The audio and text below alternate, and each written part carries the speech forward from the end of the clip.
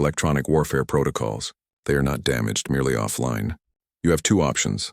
Power down completely and accept a tow back to the border, or resist when your systems reboot in 3 hours, and we will disable you again. Varel clenched his crystalline fists. This is an act of war. Kor's voice remained steady. No, Admiral. This is self-defense. You entered our space with an armed fleet and issued threats. We responded accordingly. Now, what's your choice?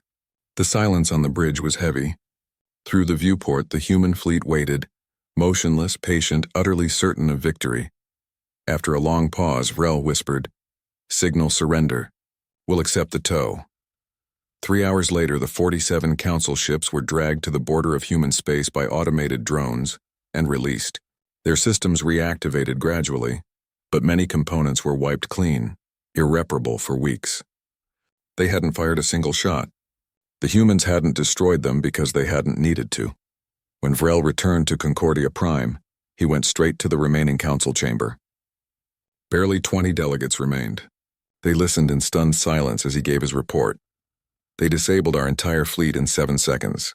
They could have annihilated us just as easily. The only reason we're alive is because they chose not to kill us. Elder Vexar sat motionless. His crystalline form, once brilliant, now glowed a dull gray. How is that possible? They've been in space for only 400 years. They spent those years learning, Varel said quietly. They studied every species, every technology, every mistake. They took what we discarded, improved it, and made it their own. While we laughed at them, they became stronger than any of us. The room was silent. The truth settled like a weight no one could lift. Finally, one delegate broke the quiet. "What do we do now?" Varel looked at Vexar, whose light had nearly gone out. "We surrender," he said simply. "The old council is finished. It's time to admit we were wrong." For a long moment, no one spoke. Then Vexar bowed his head, the first true gesture of humility the galaxy had seen from him in centuries. "Prepare the declaration. The old council will dissolve." The next day, the announcement echoed across what remained of their communication network. The Galactic Council, 15,000 years old, was gone. In its place, the Reform Coalition rose, led by Thrawn and supported by the majority of surviving civilizations.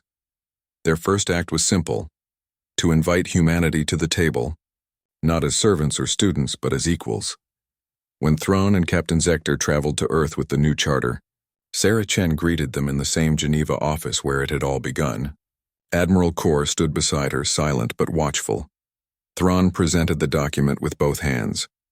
It offered everything humanity had ever asked for: equal representation, credit for contributions, reparations for stolen work, autonomy over their own systems, and a permanent place on the new Security Council. Sarah read it carefully, then looked up with a quiet smile. "You actually listened." Thrawn's tone was humble. "We didn't have a choice. Without you, the galaxy doesn't function." Sarah nodded. "It's not about function anymore. It's about respect," Admiral Kor added. "We'll join on one condition. Our defense remains independent. We cooperate with the Union's forces, but we answer to no one." Thrawn agreed instantly. "After what we've seen, no one would dare challenge that." Sarah extended her hand. Thrawn hesitated, then took it. "Welcome back, Ambassador Chen," he said. "Not Ambassador," she replied softly. "The Human Unification Government has nominated me to be Secretary General of the new Galactic Union." Thrawn smiled. "Then I can't think of anyone better to lead us." Outside, the stars shone brighter than they had in centuries, as if the galaxy itself had finally exhaled. Months passed, and the galaxy began to breathe again. The new Galactic Union had taken form, not as a monument to power, but as a living promise. The first assembly met on Concordia Prime, the same planet where the old council had once mocked humanity. Now its grand chamber had been rebuilt. Gone were the tiered seats that had placed elder species above others. In their place was a circular hall, where every delegate sat at the same level. For the first time in 15,000 years, equality wasn't just written in the charter, it was visible in the room. Sarah Chen stood at the center of the chamber, no longer as the fiery ambassador who had once stormed out, but as the newly elected Secretary General of the Union. Her voice carried the quiet strength of someone who had seen the galaxy's arrogance collapse under its own weight. "We're not here to rewrite history," she said, her tone calm but firm. We're here to make sure it doesn't repeat. The old system thrived on hierarchy, on the idea that wisdom came with age and power with lineage. But the galaxy has learned a painful truth. Arrogance is not wisdom, and age is no guarantee of understanding. The delegates listened in silence. Some bowed their heads. Others nodded, their faces marked with humility instead of pride. The Zenturi delegation had sent a new representative. Foxar, the old one, had died during the Ryelian fever outbreak before the human cure arrived. His successor stood and addressed the chamber with visible remorse. "On behalf of my people," he said, his voice trembling through the translator, "I apologize for the way we treated humanity. For centuries we mocked those who saved us, dismissed those who sustained us. Our world exists today because of them." He turned to Sarah, his form shimmering faintly. "Thank you for saving us even when you had every reason not to." Sarah inclined her head. "We didn't do it for thanks," she replied softly. "We did it because it was right. That's the lesson we all need to remember." Even Elder Vexar, humbled and diminished, rose to speak. His once luminous body now glowed faintly like dying embers. "Ambassador Secretary Chen," he corrected himself. "I cannot undo my arrogance, but I can acknowledge it. My people believed age made us wise. You proved that courage and compassion matter more. For that I thank you." Sarah regarded him for a moment, then nodded. "The past doesn't disappear, Elder, but if we learn from it, it stops being a chain." Applause rippled through the hall, not loud, but sincere. It was the sound of a galaxy trying to rebuild its soul. When the meeting ended, the real work began. Human engineers fanned out across the stars, helping to repair the broken quantum communication network. But this time they didn't do it alone. They trained alien technicians side by side, documenting every system, teaching instead of replacing. Factories reopened, medicine flowed again, and the stars that had fallen silent began to speak once more. Dr. Kelvara was among the first to join the new Interstellar Medical Council. She worked alongside human researchers, learning the processes that had baffled her for months. Together they developed hybrid treatments, combining human innovation with alien biology. For the first time, discoveries were credited properly to everyone involved. Captain Zector and Admiral James Corr sat on the new Security Council. They became unlikely friends, one a reptilian warrior raised in a culture of conquest, the other a human admiral who had seen too many wars avoided by restraint. Together, they designed a peacekeeping force drawn from dozens of civilizations, disciplined and equal in command. Their goal was not domination but deterrence, to ensure that no species, old or new, would ever feel small again. In the months that followed, old prejudices began to dissolve. The Union wasn't perfect, no alliance ever was, but it was honest. Every voice mattered. Every contribution was recorded. For the first time, civilizations competed not for control but for cooperation. On Earth, the cities flourished. Geneva, now the political heart of the Union, shone brighter than it ever had. Sarah Chen often stood on the balcony of her office at night, watching the stars reflected on the water below. It was peaceful, almost deceptively so. Thrawn's holographic projection appeared beside her, his reptilian features softened by the blue light. "Do you ever wonder," he asked, "if it was worth it? Leaving the council, letting everything fall apart first?" Sarah leaned on the railing, her gaze distant. "Every day, millions died because of our silence, but millions more would have kept dying quietly if we hadn't acted. The difference is they see it now. They know what we were holding together." Thrawn nodded slowly. "You didn't break the galaxy, Sarah.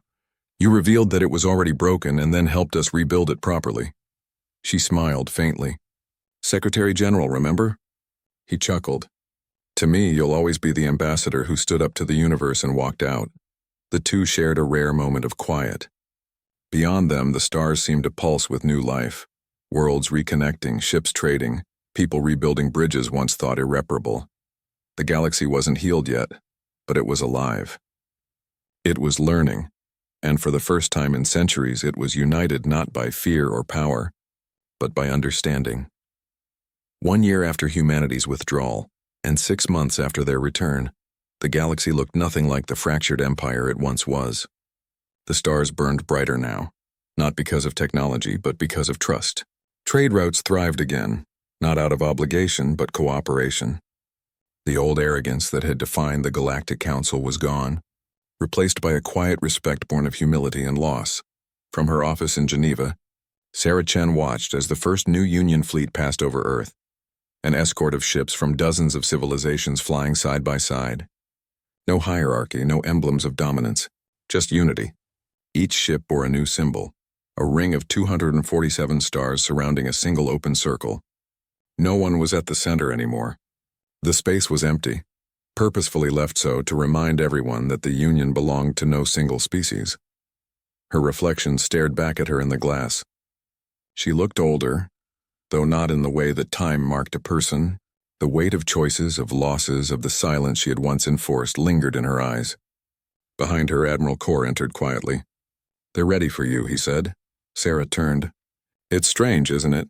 We had to let everything collapse before it could be built right." Kor nodded. Sometimes destruction is the cleanest kind of truth.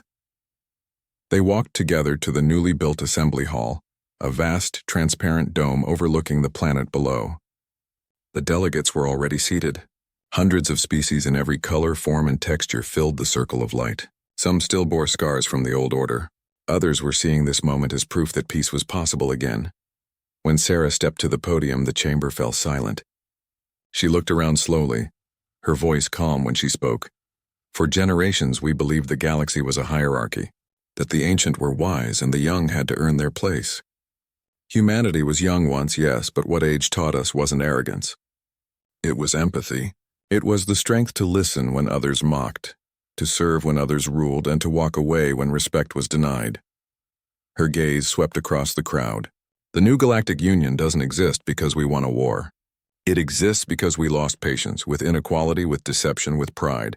Every civilization here, whether old or new, owes its survival to one truth. No one thrives alone. We need each other." She paused, her tone softening. "We once called ourselves servants of the galaxy. Maybe that's still true. But now we serve by choice, not by demand." There was a stillness after she spoke, a quiet deeper than applause. Then one by one the delegates stood and began to clap. It wasn't the roar of victory. It was the sound of gratitude.